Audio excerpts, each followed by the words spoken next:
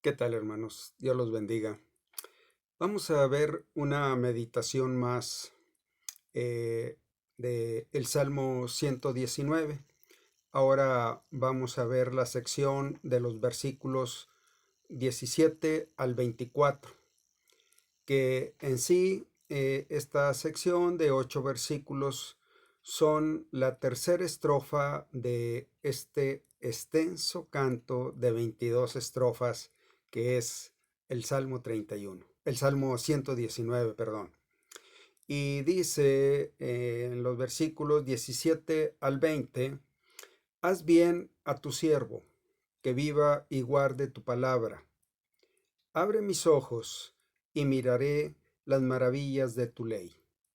Forastero soy yo en la tierra, no encubras de mí tus mandamientos. Quebrantada está mi alma de desear tus juicios en todo tiempo. En estos 4 versículos del 17 al 20, el salmista empieza con dos peticiones. Haz bien a tu siervo, que viva y guarde tu palabra.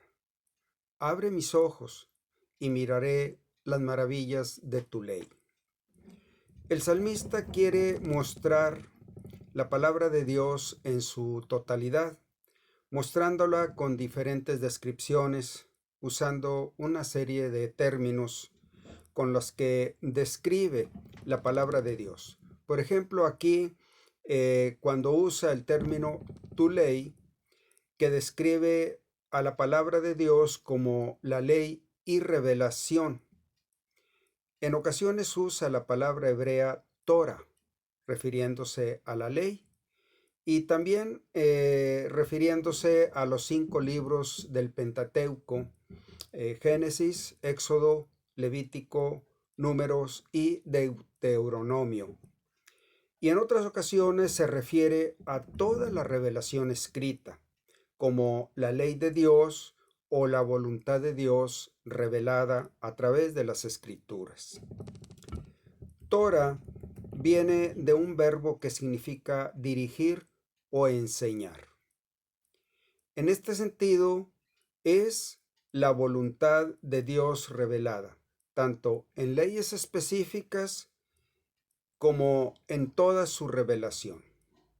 El Pentateuco se llama Torah cuando se refiere a toda la ley de Dios escrita, como en Santiago 1:25, donde dice: mas el que mira atentamente en la perfecta ley, la de la libertad, y persevera en ella, no siendo oidor olvidadizo, sino hacedor de la obra, éste será bienaventurado en lo que hace.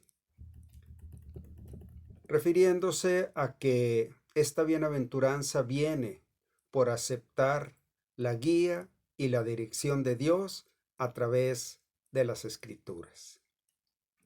En esta sección indica que el salmista está lejos de casa y sufre ataques de los enemigos, pero en vez de ensimismarse en sus propios problemas, dirige su mente a la palabra de Dios. Este versículo contiene una oración del salmista por bendición y para que la palabra de Dios pueda ser guardada por él. Haz bien a tu siervo, que viva y guarde tu palabra. El propósito de su vida es guardar su palabra. En otras palabras, quiere decir que el bien de Dios le permita vivir para guardar su palabra. Ese es el anhelo supremo de su corazón, vivir una vida que le permita guardar toda la palabra de Dios. Guardar es hacerla suya, es vivir en ella toda su vida. Ese es el anhelo supremo de su corazón. Si fijamos la atención en el cambio de un versículo a otro, notaremos que cada uno de ellos es una declaración pidiendo ayuda. En estos versículos aprenderemos mucho de lo que es una dependencia humilde de Dios, pero al mismo tiempo un anhelo de perseverar en guardar su palabra, aunque las circunstancias hayan cambiado o aún le sean adversas. Él no quiere fallar por ninguna situación en su vida. Haz bien a tu siervo. Esta es una maravillosa petición, sabiamente pidiendo por bendición. Haz bien, mientras que al mismo tiempo llega humildemente delante de Dios presentándose como tu siervo. El siervo apropiadamente depende de su Señor para que le vaya bien. Entonces, pues es una petición sabia y que contiene un gran anhelo en su corazón. Todo creyente debe ser como el salmista, quien quiera que sea. Él es un hombre de grandes expectativas. Quizá, en efecto, a veces somos muy específicos y decididos en nuestra manera de pedir nuestros deseos a Dios, pero no somos muy atrevidos en pedir conforme a las expectativas que Dios tiene acerca de nosotros. Aquí el salmista estaba pidiendo conforme a una expectativa que Dios tenía para él, que él viviera guardando su palabra. En eso consiste que nosotros pidamos conforme a la voluntad de Dios. Y quizás a veces somos insistentes, repetitivos, en pedir las cosas que anhelamos, pero sin tomar en cuenta si descansan o están alineadas conforme a la voluntad y a la expectativa que Dios tiene para nuestras vidas. Y por eso nos sirve mucho aprender, meditar acerca de los anhelos que proyectó el salmista. Bueno, algunos piensan que el salmista fue el rey David, que escribió en los días de su juventud, pero no se tiene la certeza, aunque hay muchas evidencias en sus maneras de relacionarse con Dios, de pedir, de sus anhelos que lo identifican con el rey David. El salmista pide por una gracia deliberada a la manera de aquel que oró así: oh Señor, dame grande misericordia. O si tú quieres, nada de misericordia, pues poca misericordia no servirá para mí en este momento, sino dame una grande misericordia. Sí, esto refleja la grande necesidad, la urgencia del momento. Pedir una gran misericordia, porque tenemos una tendencia natural de fallar, de salirnos de la voluntad de Dios cuando no es conforme a nuestros deseos. Que viva y guarde tu palabra. O también que viva para que guarde tu palabra. No quiero vivir de otra manera. Este es el por qué el salmista pidió por la bendición de Dios. No era para una indulgencia personal o aún la comodidad, sino para que la palabra de Dios pudiera ser vivida y guardada por él.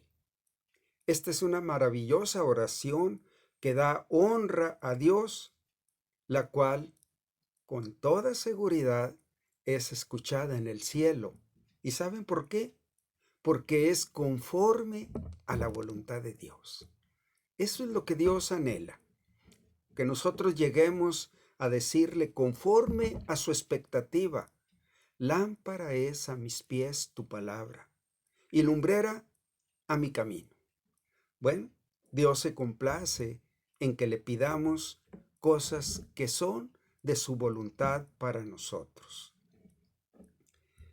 Lo que falta de esta sección nos mostrará que el salmista oró esto debido a los grandes problemas y presiones que le habían asediado. No estaba viviendo en una situación muy cómoda. Esta sección del Salmo nos muestra que el autor era un hombre que había sufrido profundamente. Él había conocido la persecución. Lo menciona aquí en esta misma sección, versículos 22 y 23. Dice, aparta de mí el oprobio y el menosprecio, porque tus testimonios he guardado. Príncipes también se sentaron y hablaron contra mí, mas tu siervo meditaba en tus estatutos. Había conocido la privación y el temor por su vida. En este versículo 17 dice, haz bien a tu siervo, que viva, todavía concédeme la vida, y que guarde tu palabra. Había conocido temporadas que parecían que no obtenía nada de provisión a través de la palabra de Dios. En el versículo 18 dice, abre mis ojos y miraré las maravillas de tu ley. También conoció la soledad, el rechazo y un sentido de abandono. En los versículos 19 y 20 dice, forastero soy yo en la tierra. No encubras de mí tus mandamientos. Quebrantada está mi alma de desear tus juicios en todo tiempo. Parecía que él buscaba en la palabra y no encontraba esas palabras fortalecedoras, esas palabras de aliento, esas palabras de guía, de iluminación. Y él oraba en este tiempo, buscando en la palabra de Dios la respuesta para su necesidad. Y es algo que nosotros debemos aprender en nuestro camino por este mundo. Muchas veces Dios está haciendo esto para que nos detengamos a escudriñar, a buscar una frase, una palabra de Dios en las Escrituras que nos sirva de aliento. De esta manera, Dios está deteniéndonos para que escarbemos en los tesoros de su palabra. Que viva. En medio de estas pruebas, Él quería vivir, no solamente en el sentido de sobrevivir, sino también en el sentido de calidad de vida que nos es dada solo por el Espíritu de Dios, especialmente en cuanto a la comunión y al compañerismo con Él. Que viva. Esta es la primera de muchas oraciones que se parecen, mientras que unas peticiones de ellas solamente podían referirse simplemente a sobrevivir a una enfermedad o a un ataque. Otras peticiones se refieren claramente a la vida que solo Dios puede proveer por el Espíritu, es decir, una vida que es digna del nombre del Señor, o en otros términos, vida espiritual hallada en la comunión y el compañerismo que solo se tiene delante de Dios. Abre mis ojos y miraré las maravillas de tu ley, dice el versículo 18. Este versículo es una oración hecha para recibir iluminación, para que la palabra de Dios pueda ser entendida. El salmista, como peregrino, pretende ser un extraño a los deseos y valores del mundo y reconoce que es propenso a perderse en esa corriente pecaminosa. Para evitarlo, necesita conocer el sentido verdadero y la aplicación correcta a la palabra de Dios. Continuamos.